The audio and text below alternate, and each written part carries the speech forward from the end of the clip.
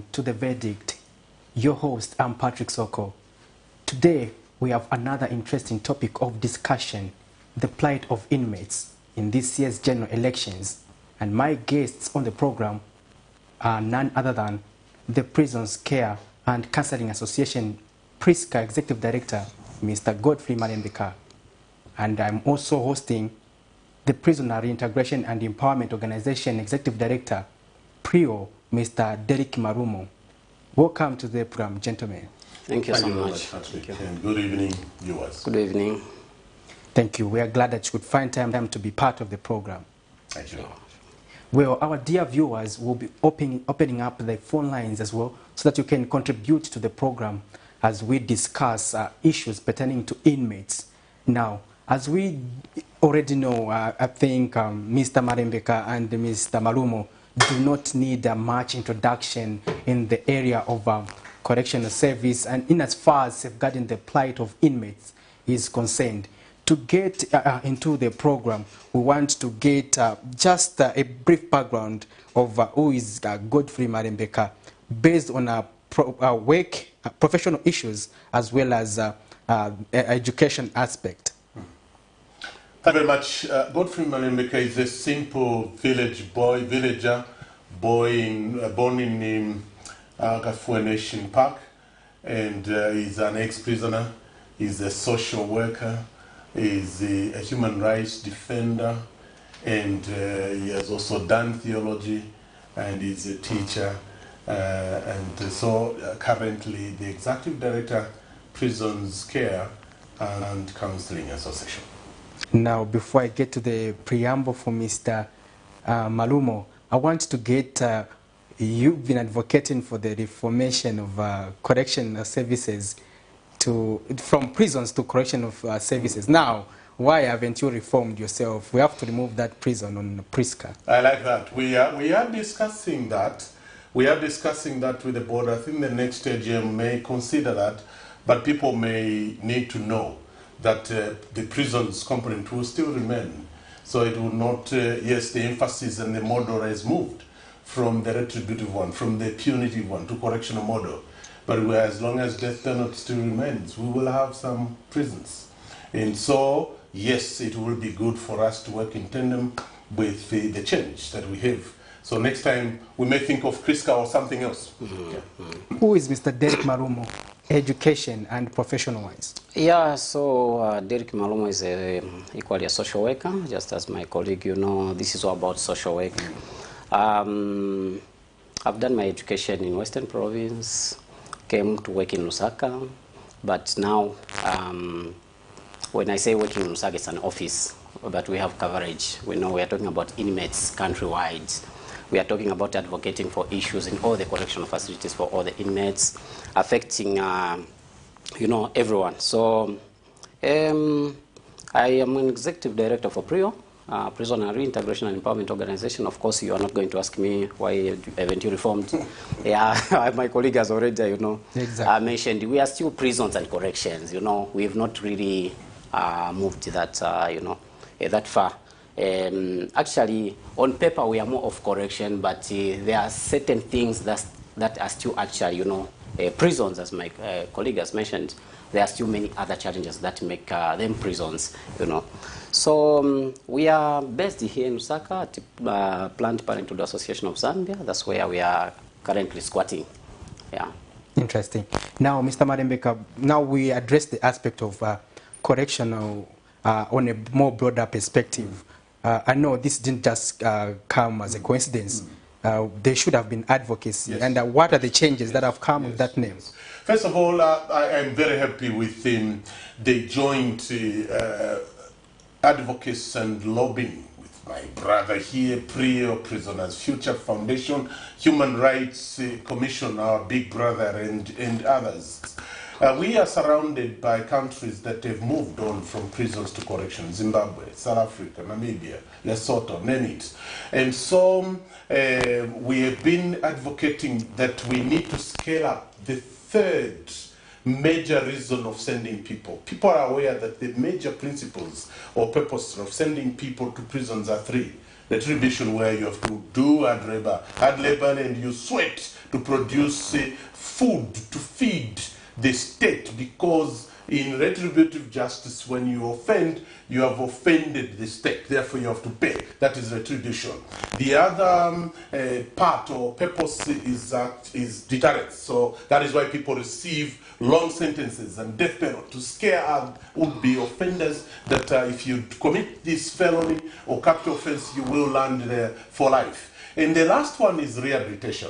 So what the change means from prisons to correction, the name and the model from the punitive one to correction is actually scaling up rehabilitation, because the other name for correctional model is actually rehabilitative model, or social model if you like. So the emphasis is on changing that person not to repeat, not to continue with that habit. It is helping that person to reintegrate so that that person, he or she, adds value to the national development. We are very happy with what is happening. So what has it brought? A lot of human rights-based products or activities. You have seen that traditionally, previously, the traditional days when we were receiving the amnesty or presidential period of mercy were only two.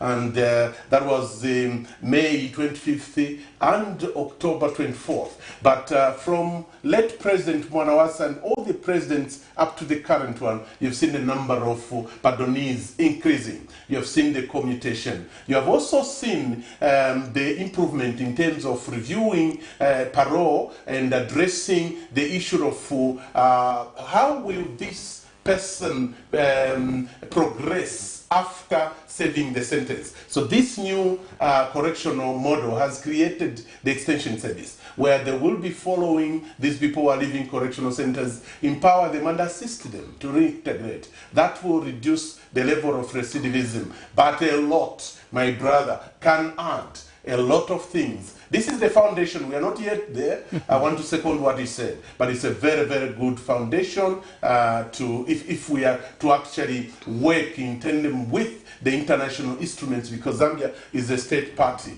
Mandela Rules emphasizes the same. Mr. Marumo, your thoughts on it? Yes, so we have the corrections now. Yeah. Of course, this government, there is a lot of political will, you know, in terms of ensuring that we have the paradigm shift that we deserve, you know. So it is a process. It has to start with accommodating the rights for inmates, because rights for inmates are people's rights. So when we say rights of inmates, how far have we gone? We have seen that the Zambia Correctional Service is maintaining an open door policy, where the church, civil society organization, even cameras now. It was not there before. We have the media accessing correctional facilities. They're able to talk to inmates and so on. That one we should appreciate, the open door policy. We are able to know what is happening in the correctional facilities. It's because of the open door policy. But before then, we wouldn't know that this is what is really happening. Inmates are going through these problems. We didn't know. But today we are able to say, oh, Zambia Correctional Service, you're not doing fine because you have done this. Just because we know now what is happening, we should appreciate that fact. Then we are also talking about the establishment. We had few, officers, prison officers. But now we have these correction officers, and we now have a commissioner general. That's something that we have to appreciate. That establishment has, expanded. So the government has, tried its best to ensure that as we have this paradigm shift, we should accommodate rights of inmates. This is why we are talking about the international, rules, for treatment of prisoners. That is the Nelson Mandela rules. So as my brothers alluded, we are doing a lot of work as advocates. This is one thing that society may not see, because these changes have not just come on their own. We've been advocating because we've gone to countries where we have seen how correctional models work and so on. So we have said, can we have this in Zambia as well? It can work. So deterrence. We can give someone 20 years, 40 years imprisonment. They still come back and commit a similar offense and so on. So are we really deterring? So what should we do? When we talk of punishing, we've been punishing people, but we have third, fourth offenders because we are punishing. So it's not working. So this is why we need to have corrections. Now we need to deal with the mindset of a person. We need to deal with the empowerment. We need to do, there's a lot of things, counseling and so on. So for example, if someone went in with a case of defilement, you say, okay, you go into a carpentry workshop, you start, is it going to help? That person has to go through counseling. You know, there's a lot that needs to be done. So we need to appreciate the changes that have taken place. We don't need to criticize everything. There are things that we should appreciate, but we still have a long way to, because infrastructure development, we can see new correctional facilities and so on. There is that, you know, development. But of course, we are still talking about overcrowding, so there is more that we still need to do. Including the latest, you know, now correctional centers are part of the constituencies. So the franchise has been given back to them, and they will now contribute in that way. The constitutional right is given back to them. They will be able to follow those leaders and probably assist these ex-prisoners to reintegrate and make it in life. Interesting. Talking about the integration and the aspect of reforming, what do you make of the recent murder incidents at Mukobeko Medium as organizations that have keen interest in this sector? What are your thoughts on that? First of all, very, very sad, obnoxious behavior, terrible. And we shall always have such people on earth because of their Adamic sting. Because of their Adamic sting, we are sinners. And my heart goes to join those who are mourning, and my condolences. We lived with those people when I was inside myself. And this is the very reason why we are here at the center that is connected to the church. This is the very reason why churches need to change their versifications, the way they design their messages when they are preaching to those people. The counseling aspect, spiritual counseling, needs to be scaled up. That also is a message why we are existing as CSOs to assist Zambia Correction Service. The message is to change 1 out of 10, so that such people like that one who committed those offenses, another person tomorrow may not do that. That is the aim. That is the aim. If we end only at condemning and we leave it there, we're not solving the problem. I'm looking for a day when some of those lifers, when some of those who are committing such felonies, when they are changed, they must be able to say sorry to these people, the victims they are doing. So I really feel very bad, because those are the people, the few, that are making difficult not only our work, but the church's work and Zambia Correction Service work. Mr. Marumo. Yeah, so just like my colleague, my sincere condolences to their families. You know, as much as we advocate for rights of inmates, we don't support criminality.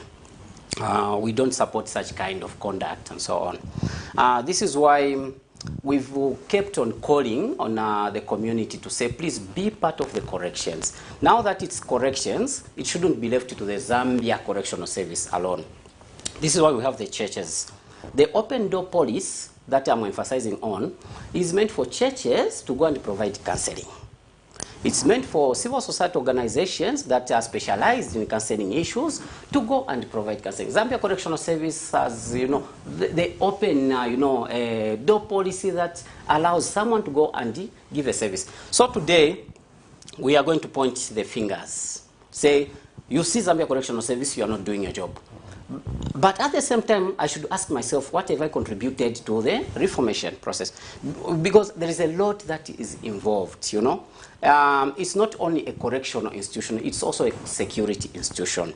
So we know that right now, even the Commissioner General is not comfortable with what is happening. It really puts the service and the command in a very awkward position. But the thing is, they are not happy. They are not happy with what has happened. Yeah, so we know that measures are being put in place, and they are doing everything possible. So it is beyond us to go and advise them to say, no, do this, this, this. All we can say is we are there to support their efforts. We'll be behind them. If there is anything that they will need in terms of support, this is why we are there. We are their partners. We are friends. Yeah. Yeah, just as you talk about measures, one of the intervention is the putting up drones to monitor activities around the prison area or around the correctional facility. Just your thought on that? That is because we can't really comment much on the security. If there is, that can work, okay? If drones can work according to the Zambia Correctional Service, if they feel they need that, then we are there to support. Because what we want is escapes should be avoided at all costs. That's the thing. Because that's what is being reported, that someone escaped.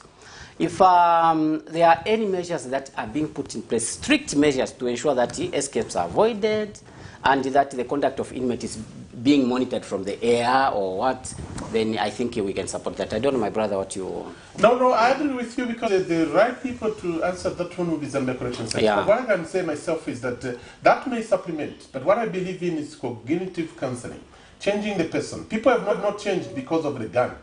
People have not changed because of long sentences. People have not changed because of incarcerating them. They have not even changed because of increasing the number of law enforcement agencies to arrest them. But they will change when we intensify a combination of scientific and spiritual counseling. That is when we will actually win the battle.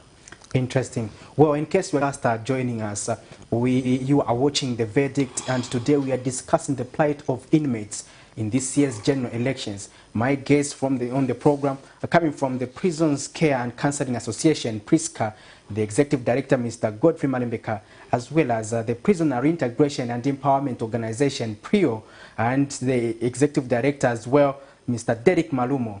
Well, you'll be able to contribute to the program by calling the numbers that are scrolling on your screens to comment on the discussion we are having with the two gentlemen. Now, going ahead with the program, there's also another aspect that came recently. I think it is, you have heard of it, where inmates are serving life sentences will be able to go for a 2-weekend, and that has been received by a lot of mixed reactions. But what are your thoughts on that as people advocating for some of these rights? Yeah, so commenting on that, I think the Commissioner General clarified that this has been there. It's in our laws. It's Exactly. only that it has not been activated or it has not been implemented. It has been there. But I think why people are really, skeptical about this, because it has come at a time when we are nearing elections, so thinking that maybe it's political and so on. But I think for us, we are not going to comment on whether it's political or it's not, but we welcome that move because it's in the laws, it's a provision. We wish this could have been implemented way back, because we are talking about reuniting these inmates while they still serve with their families. A situation where you are given 20 years to serve, and you left a daughter of 5 years or a boy of 5 years. The time you come back, you find this is a grown-up person, can't even recognize you, and so on. So we want to ensure that the family ties start when someone is still serving. So children should know to say, oh, this is actually my dad, okay? So we have issues of spouses, cheating and so on. Here's a husband or a wife who has gone into a facility maybe for 5 years, 10 years. You fail to wait and you start extramarital affairs. All those families, they started disintegrating, So this is what we are saying. In reintegration, we say reintegration starts when someone is still serving. It's not when someone has come out. So when someone is still serving, it means we need to start identifying their reintegration needs. So family ties, family reconciliation are very, very important. So for us, this is a plus, because it will help us start reconnecting this person to the family, reconciling with the victims, reconciling with the communities, and so on. The person should also appreciate the economic changes. If I'm taking a certain skill inside, and don't even know that on the outside there are certain things that have changed, there are new machines in carpentry and so on. So all those things, I take in new ideas. Oh, guys, when I went outside, this is what things are. So for us in reintegration, it's a plus. Maybe. No, my brother has explained very, very well. In addition to what the Commissioner General explained yesterday and the other day, is actually the explanation from the Permanent Secretary Minister of Home Affairs. My advice is that I want to advise the people to learn to read our local legal statutes. We should read those pieces, the Penal Code Cap 87, to understand the list of offences, and also read the Criminal Procedure Code Cap 88 to see the procedure in court, just like you can be interested in reading the Prisons Act Cap 97 and also the Drug Act Cap 96, because these will help you. That law has been gathering dust from 1965-66. It has been in the Prisons Act Cap 97, Section 116. And so what has happened is actually moving not only that provision, there are a lot of progressive provisions that were developed or worked on, improved from the Prisons Act when the review and renaming of the Prisons Act started in Siavonga. And we were part of that discussion before the bill, the draft bill, was drafted, led by Zambia Law Development Commission, and that draft bill was sitting in the Ministry of Justice. It was taken to Parliament recently, and Parliament considered that and invited others to add, and that is what has been ascended to, assigned to turn into law, that bill, on 27th May this year, last month, or 4 days ago, if you like. So what we want to say ourselves is that let us, I agree with him, I think this dust is there because all the people are in the campaign mood. We are not politicians ourselves, you know, and that section has not been invoked. As to whether Zambia Correction Service will invoke that or not, that is not our baby. But for us as human rights defenders, we don't see anything wrong, because that is similar to the parole. We have thousands of people that are serving the remaining 6 months outside, you know, because parole has been reviewed from 2 weeks to 6 months now. And we have the compassionate release. When you are sick and you continue, paparazzo, you remember we used to call them, they can be released through the agreement between Minister of Health and Minister of Home Affairs. We have the presidential prerogative of mercy. All those inmates who are serving long sentences from 7 years upwards can apply for amnesty. That is how it is, not only in Zambia, many countries are like that. But when you are released and you have to apply, it won't be Jim and Jack, everyone. They will have to look for total level of your remorse, and are you changing, you know, and so when you are released, you will be supervised. You still remain a prisoner. Thank you. Yeah. So just there, he has just reminded me. We have parolees in society, but we don't have any report to say this person was released on parole has gone back. So meaning that the Zambia Correctional Service, before they allow someone to step into the society, in that 2 weeks, there should be an assessment on conduct, and someone will not cheat to start behaving well, having a good conduct, so that I qualify for this. They know these people, they've been, you know, they are custodians, you know, so they know how each inmate behave, how each inmate conduct themselves, who qualifies, who doesn't qualify. So they wouldn't take a risk to endanger, you know, the society deliberately. So they will make sure that only those that qualify according to how the requirements will be. Interesting. Well, our dear viewers, you are watching The Verdict. Just now, we'll take a short break. We'll be back shortly. Camnet TV is here to entertain, educate, and inform you. Catch Rise and Thrive at 0730 hours every Saturday. Fresh and new praise and worship comes Monday to Friday at 8 hours.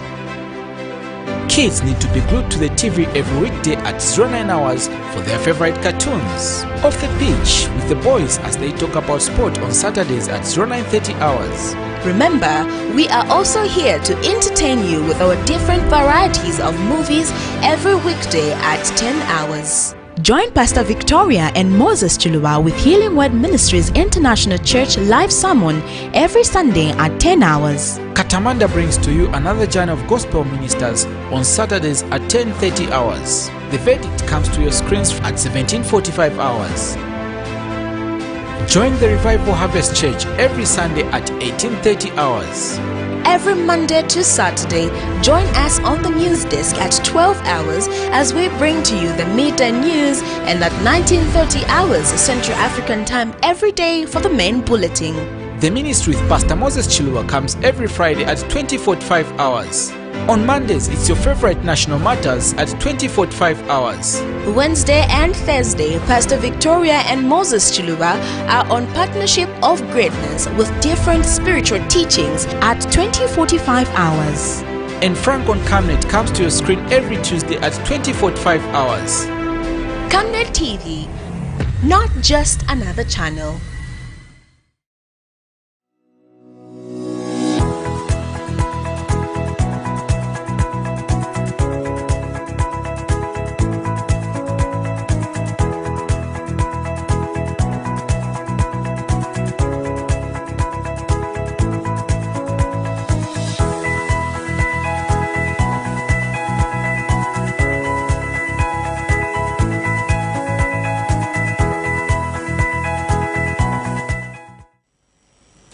Welcome back. You are watching The Verdict, and we are discussing the plight of inmates ahead of this year's general elections. Now, Mr. Madeka, I want to delve now into the details of our program. Tell us a bit about the landmark judgment that will see prisoners now exercising their right to vote in this year's general elections. Again, I want to thank all our friends, because that was joint advocacy and lobbying. My friend I'm sitting next to, Mayamba, Human Rights Commission, and all those who supported us. It wasn't easy. At one time, I almost withdrew that case because I was receiving messages like, you have taken government to court, and do you know the meaning of taking the Attorney General? You have actually taken the President himself, and do you know the meaning of taking ICZ to court? So those things that we went through, but because of the support I received from such friends, we continued, because we are looking at that as a human rights, is a constitutional right. So it started way back just after PF took power in 2011, and we have letters. So we don't believe in confrontational advocacy. We wrote ICZ. And Madam Priscilla Isaacs wrote back, and with those letters, I will need to send you a copy. You begin flashing for people to know the genesis. So they refused, quoting their own law. And in 2015, we thought, I think we have evolved, and let us try them again. We wrote another letter, and that is when they said, well, we told you last time, and we're telling you, if you want to put this matter to rest, you can seek the interpretation of the court. So when the Constitutional Court was established, we went to that Constitutional Court, and the judgment, fortunately, was passed in favor of incarcerated people. Not in my favor necessarily, because I do vote, but in favor of the incarcerated people. So that is the position, and so the larger portion of our work ended there, because we are there to advocate. We don't have the mandate to conduct elections. So ECZ decided to put in place a technical committee that included a lot of people, role players, Human Rights Commission, NGOCC, we had the Churches Association, the Department of National Registration, Passport and Citizens, Zambia Correctional Service, Zambia Police, and the ECZ itself. Also Zambia Law Development Commission, to assist in finishing the process of removing those sections that were barring or stopping inmates from choosing leaders of their choice. And so that team, that technical committee, was tasked to go and collect submissions from inmates themselves, because they are not juveniles. So we wanted to hear how they wanted to be treated. So we visited 30 major correctional centers to get submissions from them. We went to judiciary, led by the Chief Justice and all the judges. We went to LAS, led by the President and all the members. We went to the chief law enforcement agencies, some political parties and churches and CSOs at Mulungushi, and all those submissions were compiled. But before we submitted those submissions to ECZ, we decided to learn virtually from Namibia, the country that has been allowing prisoners to vote. How do you manage this? Colleagues, teach us. We went to South Africa also. We consulted them. They helped us, Lesotho and Kenya. So after the compilation, we handed over those compilations to ECZ, and ECZ decided to take it to Parliament, so that they get more submissions from others and Parliament consideration. When that finished, the mechanisms are now done. So inmates, for example, suggested that political parties are free And my brother will attest to you, almost all these major correction centers have libraries. They have said, bring all your manifestos so that we see if we are included, if you are talking about us as well. You bring your flyers. We want more television sets like this one here. We want to work with the media, like Camnet. So we want the international community to help us, you know, to buy, to subscribe. And also we want radios. We want to follow the campaign trail, you know. And these are the submissions inmates have made. So we are now at the stage where we are saying, well, we have no capacity, but ECZ has, because that's their mandate. So we are looking for the international community to help us supplement the intensification of voter education, or the importance of voting, and leave them to choose those leaders they want. And so there was a call for proposal from UNDP. A big thank you to you, UNDP, because it is so timely that it came. And 70 people applied. 18 managed to get the funding. We happen to be that part of that 18. So soon we shall be procuring and distributing those media instruments or gadgets to assist. What I want to mention here, and I want to address you political parties, I don't know how many you are, that this is a free gift to all of you. It is a benefit to all of you. It depends on who is talking about these incarcerated people, because they are Zambians. It depends on who is going to craft the message that they are looking for. Talk about the congestion issues my brother talked about. Talk about the total decentralization of the criminal justice system. Talk about beefing up and increasing the staff levels of the legal aid board. Talk about negotiations with LAS to make the pro bono services effective. Talk about scaling up the use of non-custodial option. This is what inmates are expecting to hear. But what I'm hearing from them is, hey, they should not vote when the judgment is already passed. That's water under the bridge. Mr. Marumo, your view on that? Yeah, you see, the only right taken away from someone serving inside there is a right to freedom of movement.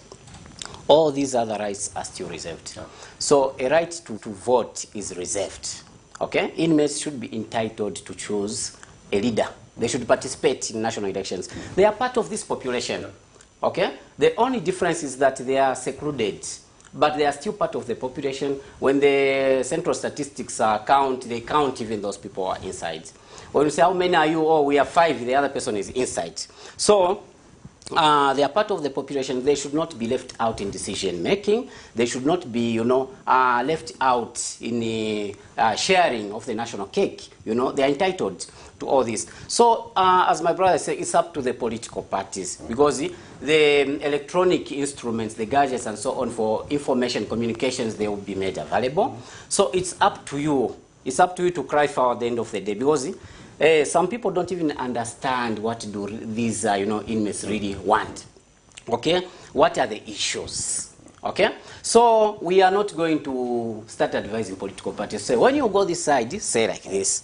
And now it's not the time to start debating whether inmates should vote or not, because as he has mentioned, the Constitutional Court passed a ruling.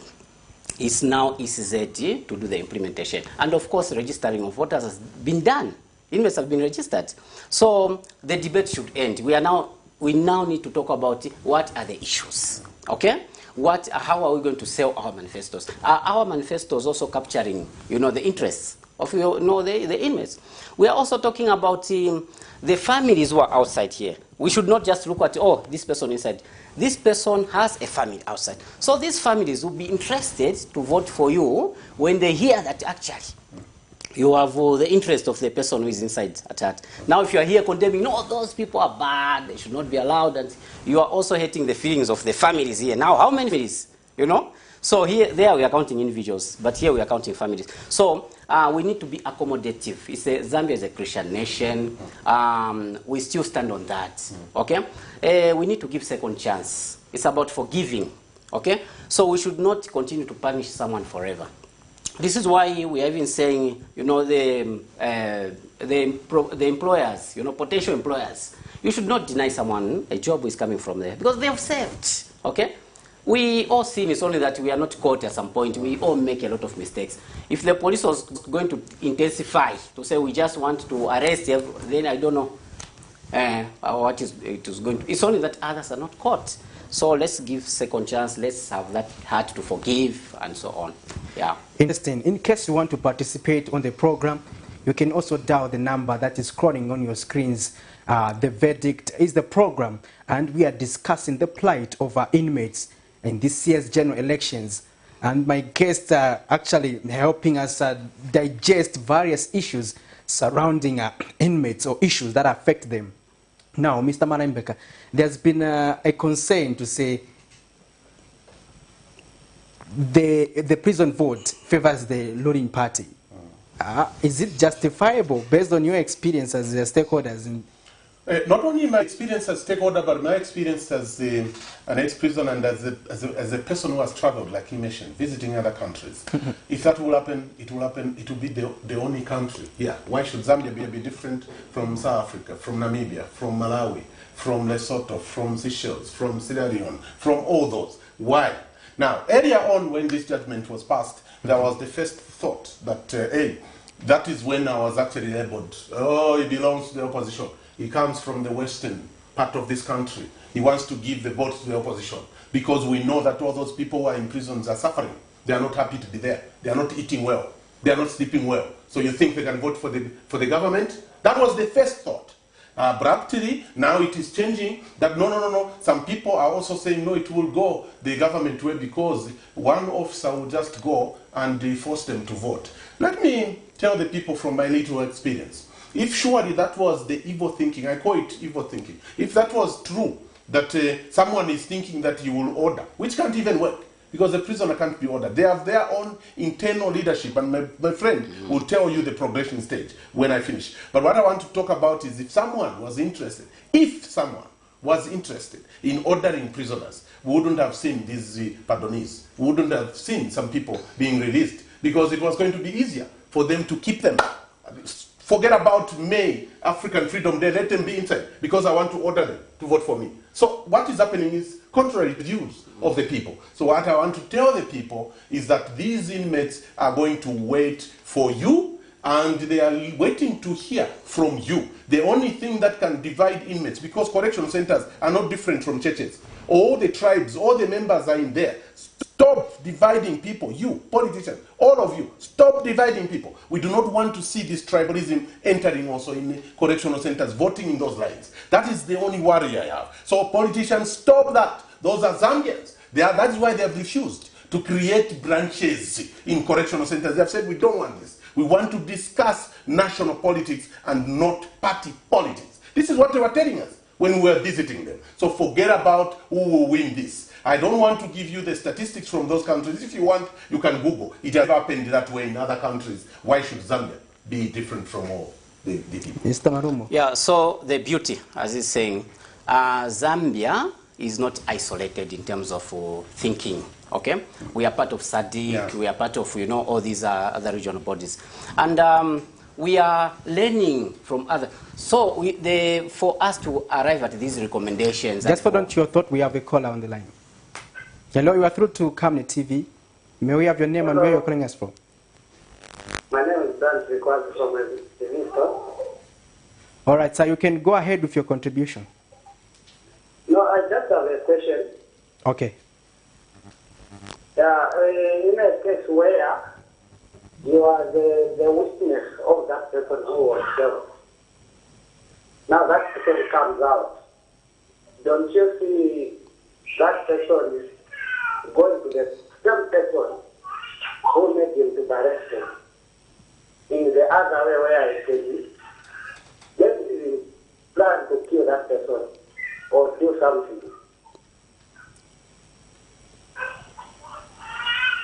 Is that so?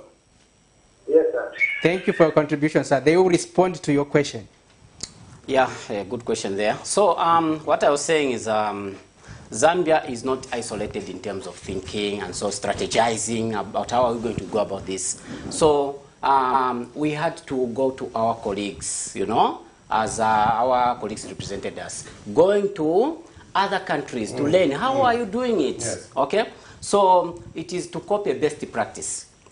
So as we come to Zambia, which is the best practice? My colleague will advise, because what we has mentioned the number of countries. So those countries, it means they are doing well. Yes. Okay? All those countries are doing well. So a best practice here is to conduct free and fair elections. That's a best practice. The other thing is inmates should not be divided. Those are very organized communities, in case people do not know. When you go inside there, you won't even know who is a Kaonde, who is Rose, who is what, who is... They are just very organized. We've not heard of reports coming from correction facilities say inmates were fighting, they have killed each other, they have done what. These things are coming from outside. Okay? But inside there, it's peaceful. Because the inmates know why they are there. If there are people who actually pray, it's inside there. They pray every day. They pray to God, please God give us a second chance. God, so. People are, contemplating there, So there's just a lot of peace there. So now, what we are saying is political parties should not divide inmates. They should not take violence inside. Okay? So this is why our interest is for ECZ to actually be on firm ground. If a political party seems to be a bit violent, they should not be given access. What we don't want is to have issues inside there, because the Zambia Correctional Service, they'll be in an awkward position. So talking about who inmates are going to favor, it's about selling yourself well. If you sell yourself well, the inmate will make a decision, because it's a secret ballot. Okay?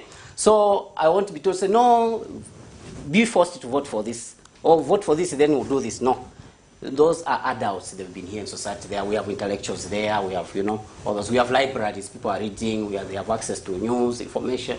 So it's about making a decision. Mr. Marembeka, you can respond to our caller there. The question, I don't know if I got it clearly, but what I was hearing was that if that person who committed that felony in Kabeo was released, don't you think he will follow the person who arrested him? Something like that. Is that the question? Yes, like... Zambia receives, my brother, Zambia receives not less than 2,000 people discharged from prisons, from correctional centers, finishing their sentences per month. Per month.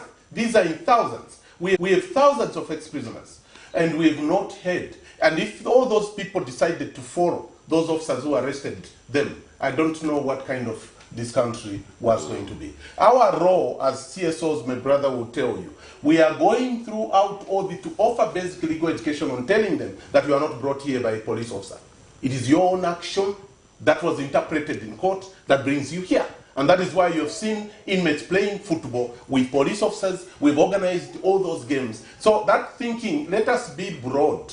Let us be broad. We agree that what that guy did is not good. And we have also said here, we do not want such behavior to continue. How do we stop that behavior? It is because it is only when you work together as a team, go and counsel such people, intensify the awareness, sensitization, tell the people the offenses that I was talking about. That is, we've not worked with the media properly in Zambia.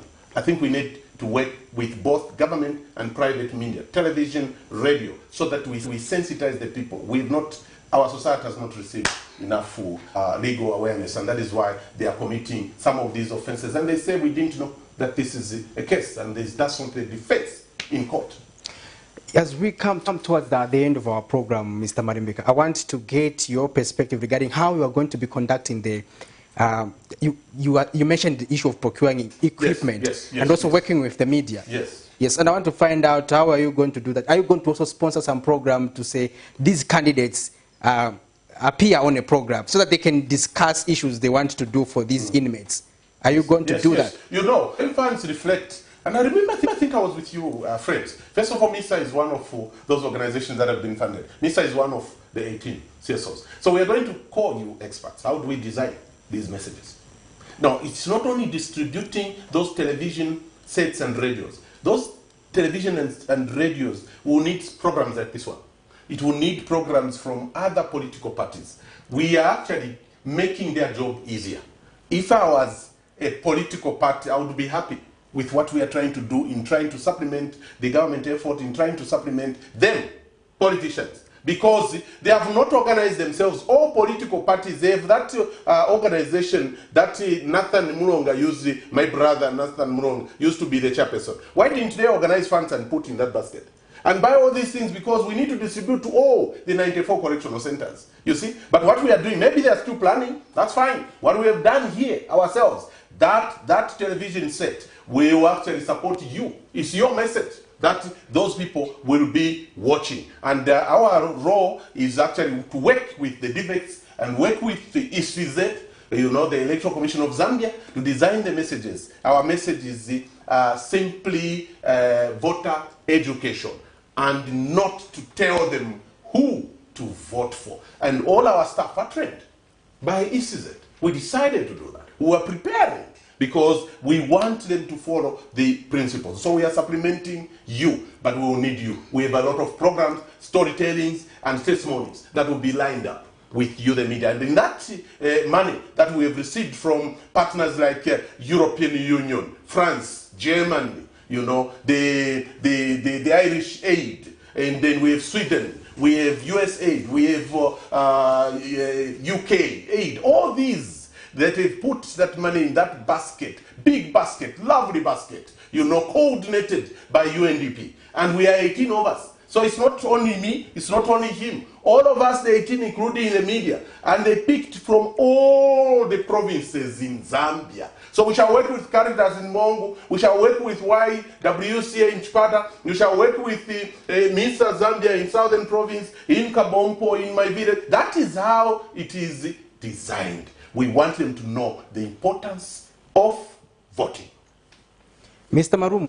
Yeah, so just to complement, you know, as political parties design their messages and so on, we should always be aware that it's not everyone who hears English or listen or gets English. You know, so there is need for, you know, you need to bear in mind that we have others who can't even read or write. So we need to make sure that the electronic gadgets also benefit those who cannot read or write, you know, or communicate in English. And persons with disabilities, we have them in correction facilities. Yes, we have them, and that organization is also funded. Yeah. You know, one of the 18 funded. So Braille and other things, like my brother is saying, the emphasis is how do we work as a family? How do we stop this cheap talk of dividing and rule? Let me interrupt you for a moment.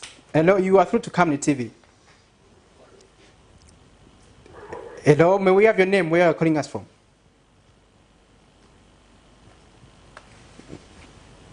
The line is bad. You can proceed. I interrupted you, gentlemen, before that. Yeah, so it would be very good to see that inmates participate and that the elections are conducted in a very friendly atmosphere. I'm sure we are going to get results because other countries are getting those results. So the main issue is no one should be left behind in decision making. No one should be left behind in all these. So inmates, we are very, very happy. We are smiling right now that ECZ is going to consider these inmates. It's the law actually that has considered them. So people should not just keep on criticizing and so on. Let's wait to see what will happen. Then we can say, hey, you see, we told you to say these people should not vote. Let's wait to see because it's a pilot. A pilot means you are trying. We want to see how it works. So let's see how it works. Then feedback will be there for everyone to see that there was no violence, there was nothing like that. So we are really hopeful that ECZ will do their best. And we are just happy, you know, as advocates, that our advocacy is not going in vain. Of course, we have people who listen, even if they cannot make a call just now, say, I'm watching you, but there are people who listen, and at the end of the day, they'll make a decision, you know, to ensure that inmates have their rights, you know, respected. Mr. Marembe, I'm being compelled to ask you, do we have, what method are you using to vote? Is it going to go to all the correction facilities and set up there with their people, and then the inmates line up to cast their vote? Or maybe, and what happens if someone is incarcerated, then they are released before the general elections? Now, can that person be allowed to vote elsewhere? What happens? Those are issues I wanted to find out. Yeah, great question. That is why I'm saying we need to come back and continue discussing these things. First of all, ECZ and the technical committee I talked about followed the submissions from inmates. Because when we asked them, how do you want to vote? And so some of the submissions they made were so nice, you know. People, I think, are thinking of 1970, 1940 prisons. People who are in there are not different from us. They are graduates, they are educated, they are civil servants. They are church leaders, some of them are politicians in our correctional facilities. So what they said was, we want to vote with the surrounding community. We want to vote with police officers. We want to vote with correction officers and their spouses. And we want to vote with whoever is near Kabwata, for example, Chimbokaira there. Let them be free to come and vote. We don't know who will be the president. You can see the thinking and why they are neutral. So what ECZ has done, these major correctional centers, those inmates who are there will actually vote from there. Will vote from there. And then what they also said, look, each prisoner knows, even when you wake them up 01, they will tell you they are EPD. EPD is a song, my friend will tell you here, the earliest possible date of discharge. So they know that by August I'll be out. All those who knew and are aware that by August they will be out, registered to go and vote in Mwenulunga. But they registered where they are, because that is allowed even for the people outside, for civil servants and for you, the media. You can register from here, and I don't think you do come from SAC. So that is what they say.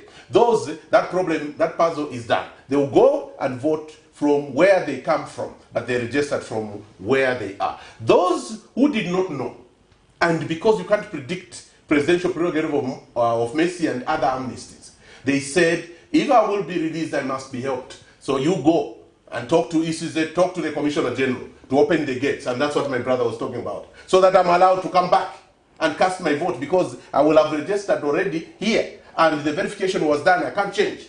So this is what will happen. The Commissioner General will allow them, or should allow them, to come back and choose leaders of themselves.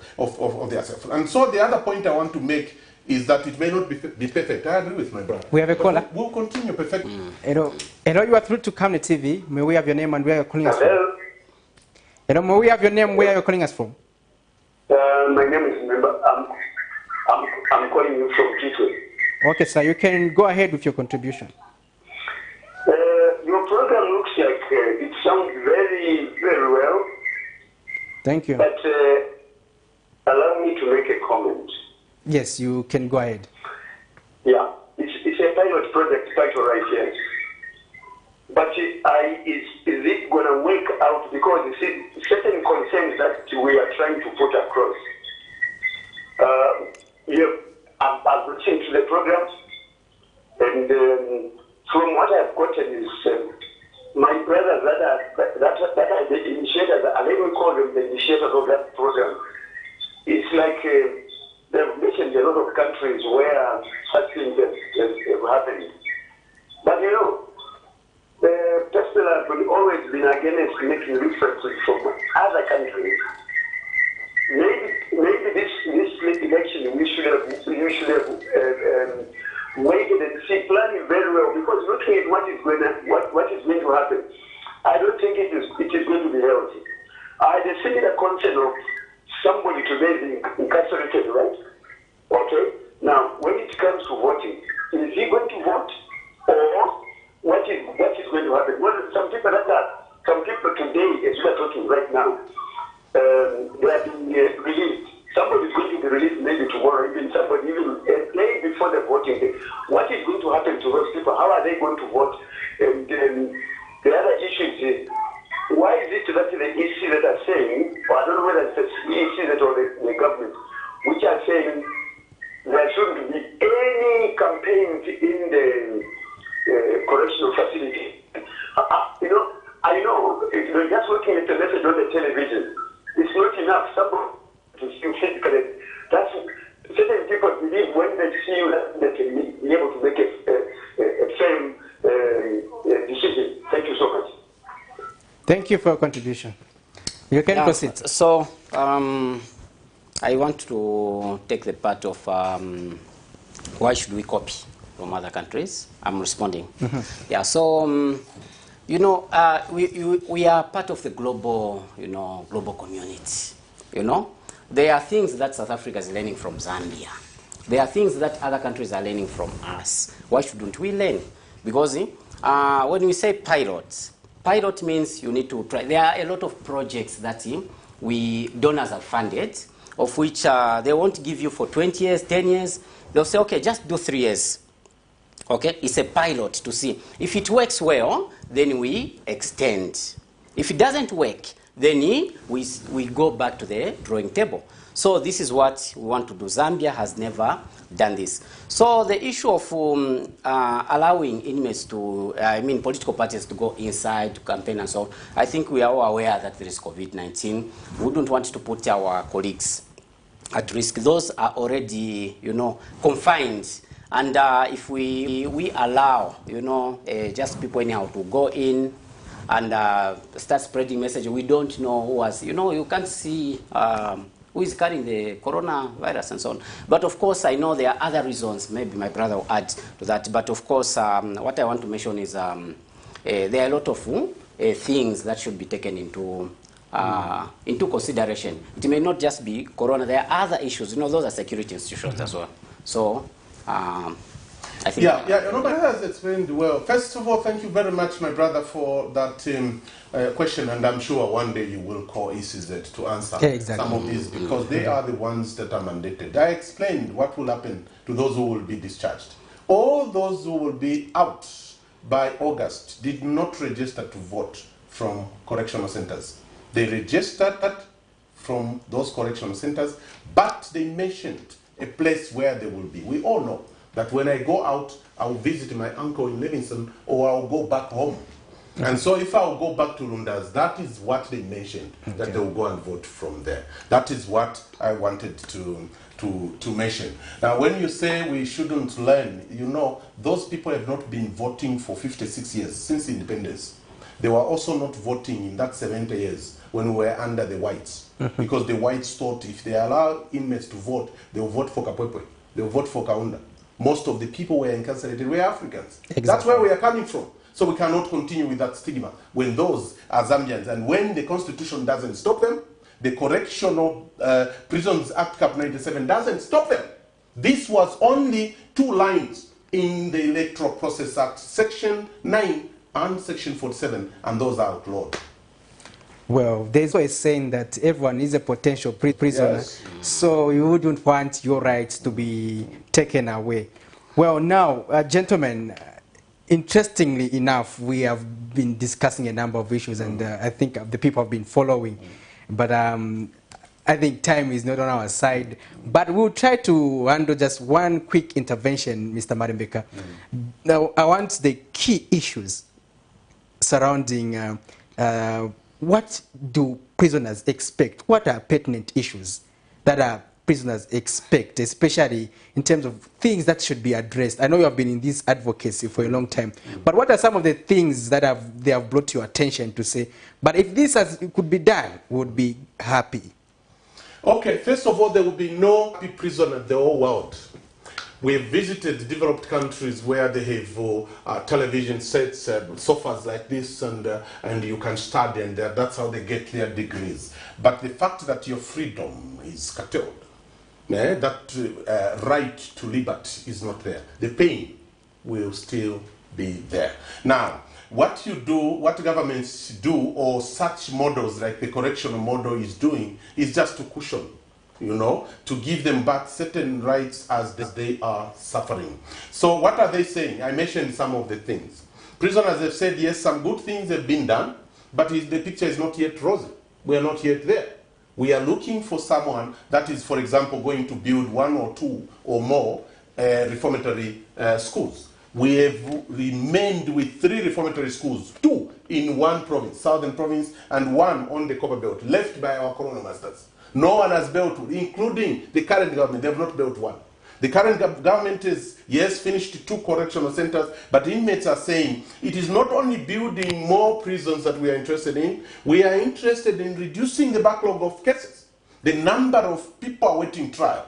We have more than 20,000, closer to 21,000 incarcerated people. About 4,000 are innocent until proven guilty. And the Constitution is very clear when you read the presumption that Article 18. So these, if we can reduce that, the backlog of these pending cases, inmates will be very happy. And I'm helping you free of charge, all of you, political parties, all of you. These are the issues.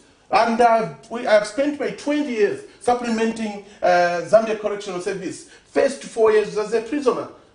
I'm speaking from experience. They are saying, why should judges today still remain with the powers to go and confirm reformatory orders of a child in Mongu, child in Kasama, when they are conducting court executing, child in Mansa, child in Solwezi? Because there are no judges that are resident there. They are saying, can we send all the judges to say they are public workers? But they are also saying, give back that power of signing reformatory orders so that our children can easily go and access the 3 reformatory schools. These are all issues. Congestion is still there.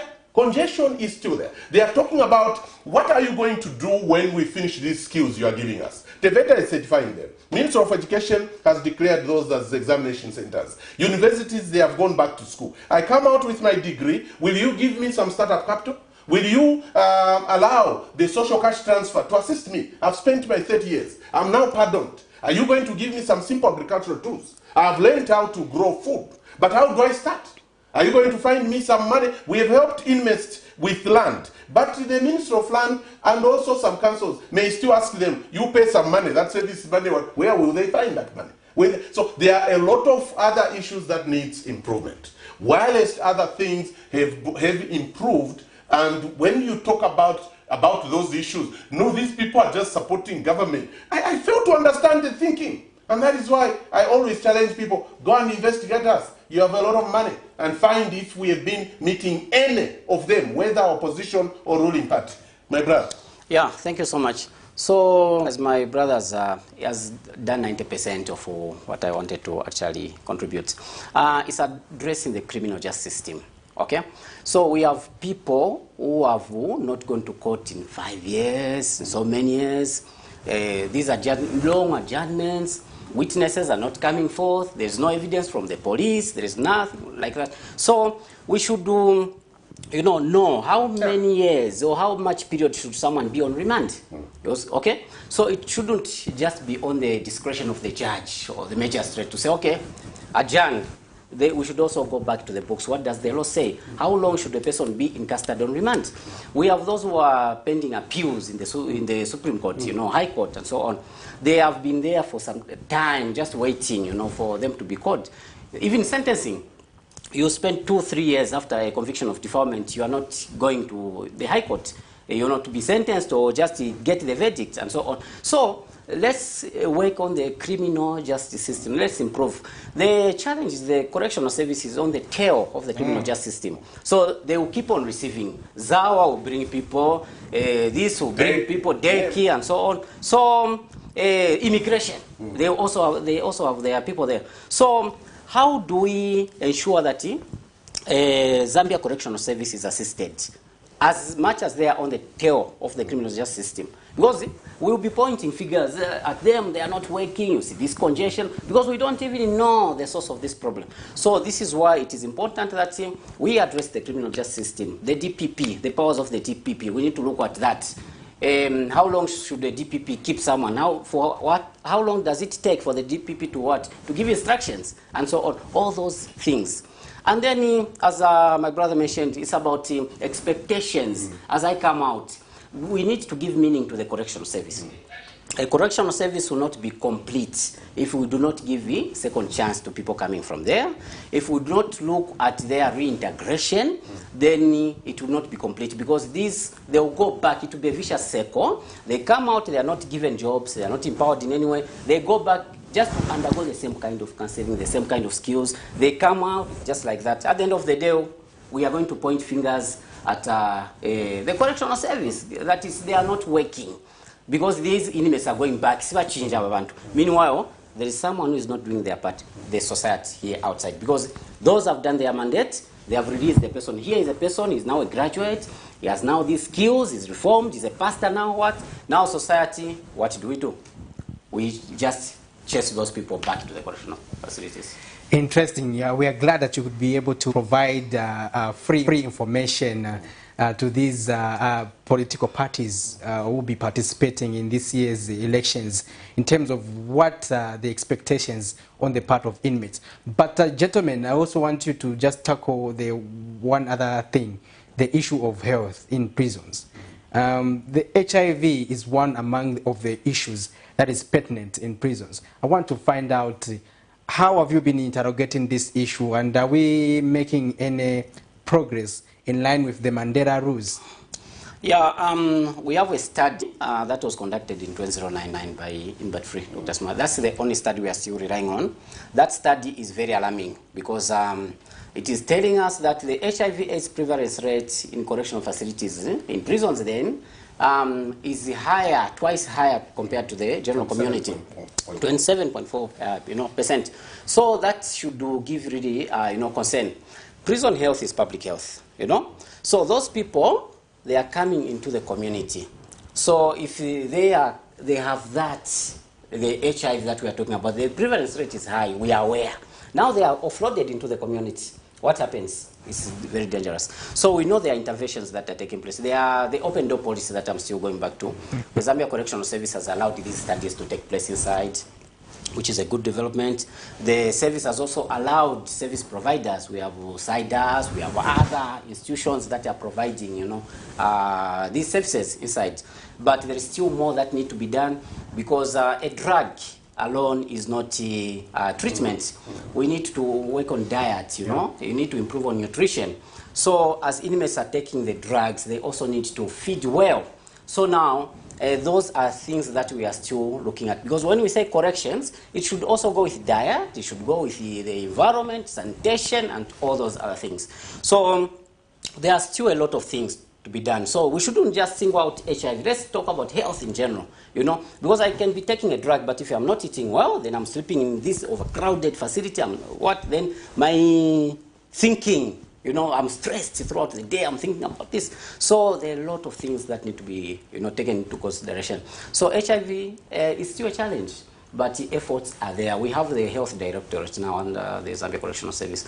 So the directorate is there to ensure that the health of prisoners is prioritized. You cannot be correcting someone who is sick and so on. Then we have the HIV/AIDS unit, of course, which is just specialized into that. So feel free to, the Zambia Correctional Service has a public relations office of which you are free to knock on their door and get as much information as possible. Because you the media, you need to be very informed. When you are very informed as the media, the public is informed. Because at the end of the day, people still have this bad picture about, correctional facilities. They'll still have this bad picture. Someone will think we are just defending, because we are in the advocacy. We know what is working and how far we have gone. We are not just defending. We know what is working and how far we have gone. So we urge the public to embrace, these changes and developments. Your winding remarks, Mr. Mari. Don't continue annoying me, like my brother said, inmates. Let's work with them. They are connected to thousands of ex-prisoners. Every ex-prisoner is connected to the friends that they left there. You colleagues, when you vote next time, follow those councillors, follow those mayors, follow those members of parliament, regardless of political parties, to help you reintegrate. Thank you very much. Well, we have come to the end of our program. You've been watching The Verdict. My guest on the program has been the Prison Care and Counseling Association Executive Director, Godfrey Malembeka, as well as the Prisoner Reintegration and Empowerment Organization Executive Director, Derek Malumo. Until next time, as we come with yet another interesting topic on The Verdict, your host, I've been Patrick Soko. Until next time, stay tuned to Kamne TV. Remember, Kamne TV is not just another channel.